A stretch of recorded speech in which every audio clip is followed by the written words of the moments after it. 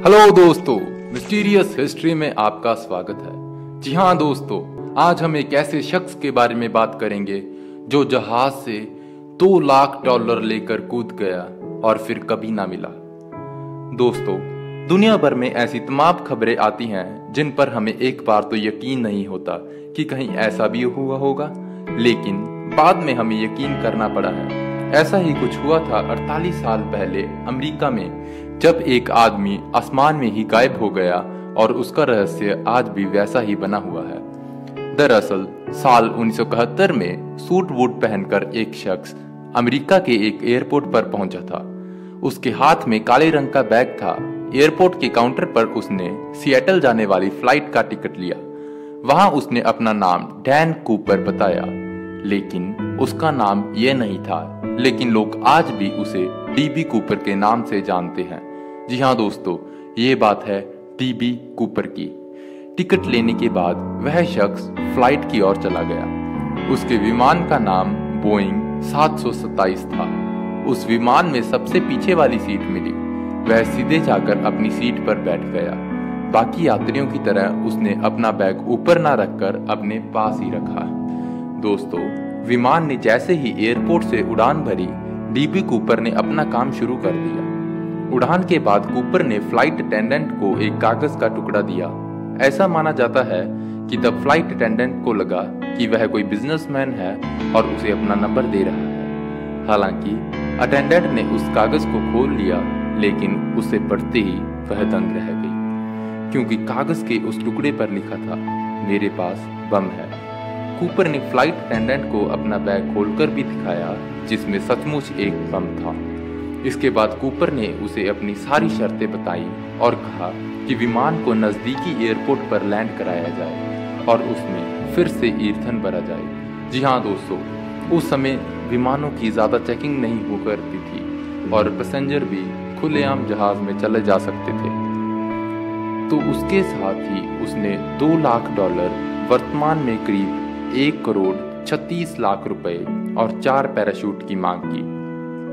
उसके बाद flight attendant सीधे पायलट के पास पहुंची और उसे सारी बात बताई। इसके बाद पायलट ने तुरंत विमान हाईजैक और कूपर की मांगों के बारे में सिएटल के एयर ट्रैफिक कंट्रोल को बताया। उसके बाद हर तरफ अफरा तफरी मच गई। इसकी सूचना पुलिस और FBI को भी दे दी गई। दोस्तों, यात्रियों की जान पर खतरा तो मंडराता देख अमेरिकी सरकार ने उसकी सभी मांगे मांग ली और $2 लाख से बड़े बैग उसके पास विमान में पहुंचा दिए गए। लेकिन उससे पहले FBI ने उन नोटों के नंबर नोट कर लिए ताकि हाईजैकर को पकड़ा जा सके। हर कोई इस बात से अनजान था कि कूपर अब क्या करने वाला है।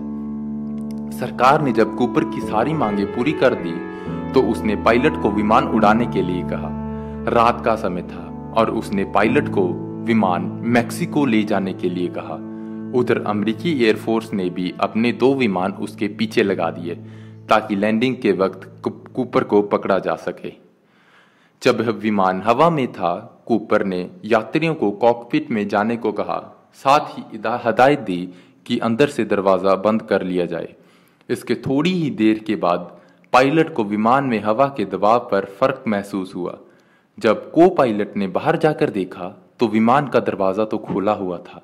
उसके तुरंत अंदर जाकर दरवाजा बंद कर दिया और कूपर को पूरे विमान के अंदर ढूंढा, लेकिन उसका कुछ अता पता नहीं चला।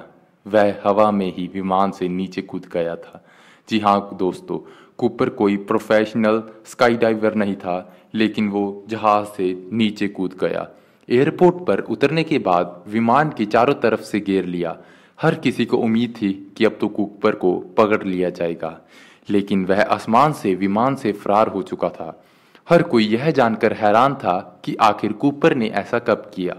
यहाँ तक कि उस विमान के साथ साथ चल रहे अमेरिकी एयरफोर्स के विमानों के पायलटों को भी इसके बारे में कुछ पता नहीं चला। कूपर को हर जगह तलाश की गई, लेकिन उसका कोई सुराग तक नहीं मिला। यही नहीं, 48 साल बीत जाने के बाद भी कूपर का गायब होना रहस्य बना हुआ है। तस्वीर के नाम पर भी उसकी बस एक ही स्केच है। उसकी असली तस्वीर भी किसी के पास नहीं और ना ही किसी को यह पता है कि वे कौन था, कहां से आया है और वो कहां चला गया। दोस्तों, तो ये थी डीबी कूपर की कहानी, जिसने एक हैरत अंगेज कारनामे को अंजाम दिया। तो दोस्तों, ऐसी ही कहानियाँ जानने के लिए हमारा चैनल लाइक व सब्सक्राइब ज़रूर करें। धन्यवाद।